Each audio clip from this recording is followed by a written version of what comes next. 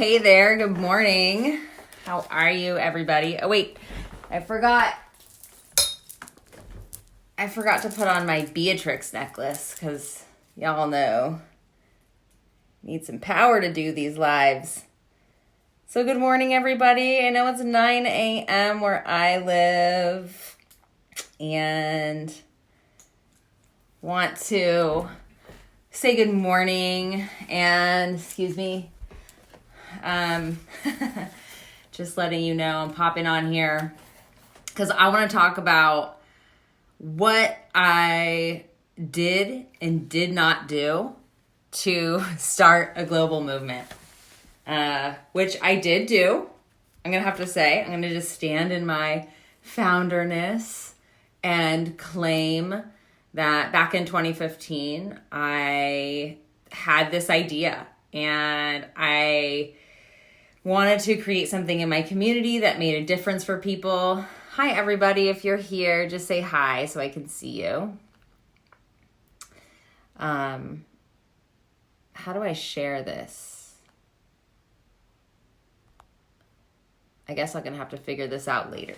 But, back in 2015, I started what was the Worldwide Women's Circle. And the original idea was that I wanted to bring community together and I wanted to make a difference. And it was at a time in my life where things really weren't actually going too well.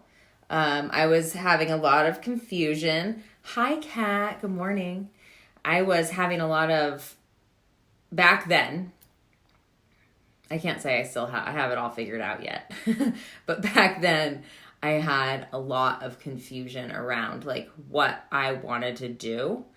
And a little bit about me, my background is in the healing arts. I ran my own massage therapy, mentoring, energy healing business for probably, I've been studying for over 20 years. And I've had my own business doing this since 2006. But back then, I really wanted to get out of doing massage because my hands were just, and I was getting over rubbing hot oil on people. And I was kind of fed up with my life, which way it was going. Had no idea. So once I got to that place of just like, oh, I don't want to do this anymore. Well, what could I do? The magic and medicine started happening. So I'm curious for you, do you have something in your life that you're taking on? Do you have a vision in your, like a dream, a vision, an idea? It doesn't have to be a dream, right? It could be an idea that you have. If you do know what that is, then go ahead and pop that in the box. And it doesn't even matter if you're watching now or you're watching this later. I'm going to keep this quick. And then tomorrow, I'm going to share with you exactly the system that I did, that I created to build a worldwide movement I live in San Francisco. I live in a little bum boondock town called Half Moon Bay on the coast of San Francisco. So anyone can do this, no matter where you are. You don't even have to be in the United States. You could literally do this anywhere. If you have the idea and you have the vision for it, it means it's alive inside of you. Okay? So back then, I had this idea. I invited people to join me in 2015. It was International Women's Day, and it happened, right? I invited people, they said yes, and then it was like, whoa, this happened. This is done. This is what happened, is the women wanted more. And it was clear that we needed that, like, this was a thing. So I have some notes here. Here's what I did do. Wait, hold on. Here's what I didn't do. Okay? There were some people that I shared with about this idea that told me that it was not a good idea. That I was wasting my time, that I was wasting my energy. They didn't get it. Some people still don't get what it is we're doing, right? So what I stopped doing was I stopped listening to others. I stopped listening to other people. I stopped listening to my inner critic. Because, in leadership, I always say that when you do something that's outside of your comfort zone, your informant, your inner critic is going to come. In Sacred Badassery and the work that I do, we call it your informant. That's that inner critic voice, right? So I stopped listening to my inner critic. And what I did do was I started listening to myself. There was always that little voice that was like, yes, you could do this. Keep going. That voice was and is always there. And I still do this. I still allow other people to have their opinions, but I don't let that interfere in my decision-making process. So again, I stopped listening to others and I started listening to myself. What I didn't do was I didn't spend a ton of money on a website, on really anything. In fact, I got a logo from Fiverr. I used stock images. I actually, rather than focusing on building a community with a website, what I did do was I started sharing. I got into action and I started sharing with my community. And actually, it was the power of sharing that blew this project up. I gave myself to people. I love to talk to people, and I probably talked to maybe 400 or 500 circle leaders. Now, not all of them said yes, but they found us through one way or another and ended up saying yes or no, right? When you share or you make requests, not everyone is going to say yes to you, right? So what I did do was I got out of my own way. When you're sharing something that you've never done before, or it's brand new, or you're feeling like, I'm not sure I can do this, you have, there's a vulnerability there, right? You have to put your looking bad at effect. You have to put failing at effect. You have to put yourself at risk. It really does take something to put this vision that you have or these ideas out there in the world of someone else, because they might tell you that it's a terrible idea, right? And you have to be able to face that, stand in the face of that and say, thank you very much for your opinion. And then go do whatever the hell you want to do. Because remember, number one was we stopped listening to others. Yeah, so I didn't spend a ton of money on a website. In fact, I didn't spend money on anything advertising until 2 years into the project, and we're going on 5 years. We're already in our 5th year. Next year we'll start our 6th year. What I didn't do was pretend I could do this all by myself. Literally, this would not be possible if it weren't for other people. And so I had to allow myself to ask for help and to be helped by others. Big one.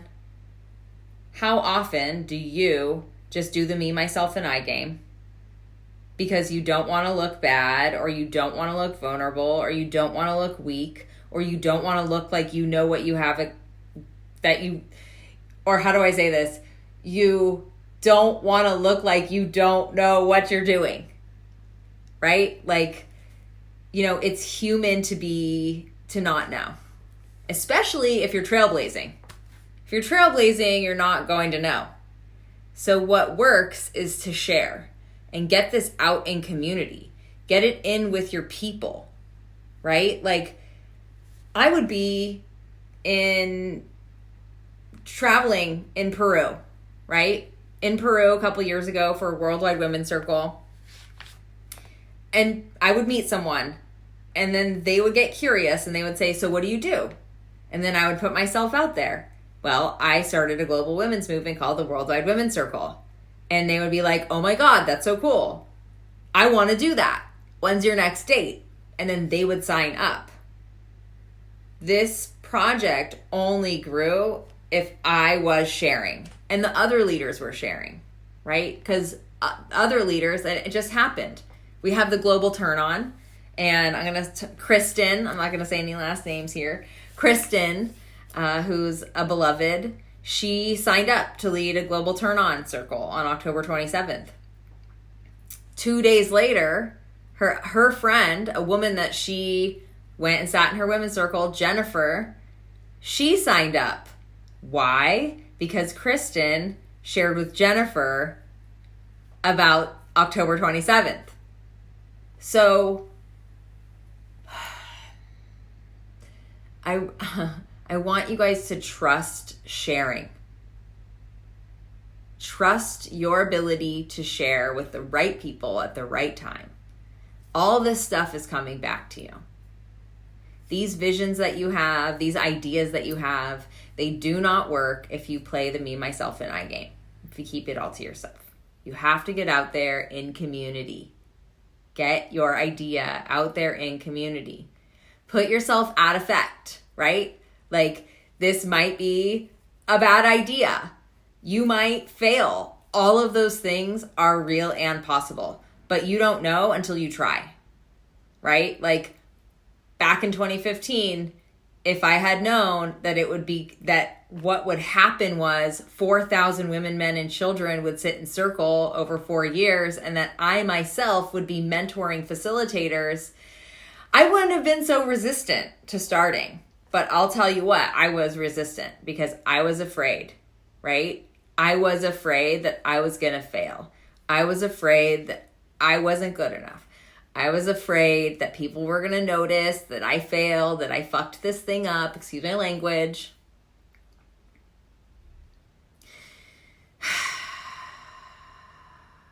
And then it wasn't until I put my identity aside and I put all of those fears aside and got out into the world that all of this happened, right? Like, here I am doing the thing that I love. That wouldn't have happened if I didn't get out of my way. That wouldn't have happened if I had listened to every single person who told me that it wasn't a good idea, or that I needed a website before I started, or that I needed this and this and this and this and this. No, I had the pure connection to the creatrix of the world, Mother, and the universal support. There's power, there's support behind me. That's what keeps me going. I understand that this may be a vision of mine, but there is so much more to this. So,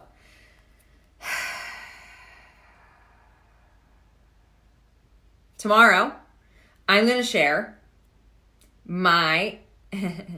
Thank you, Kat. Kat says, I'm so glad that you got out of the way. That's right. So tomorrow, I'm actually going to share the exact system that I used to create a global movement. It's going to be good. I'm going to be back here at 9 a.m. again. 9 a.m. And I want to invite you back. I'm going to be talking a lot in the next 2 months about how just in, this global event on October 27th is It's big.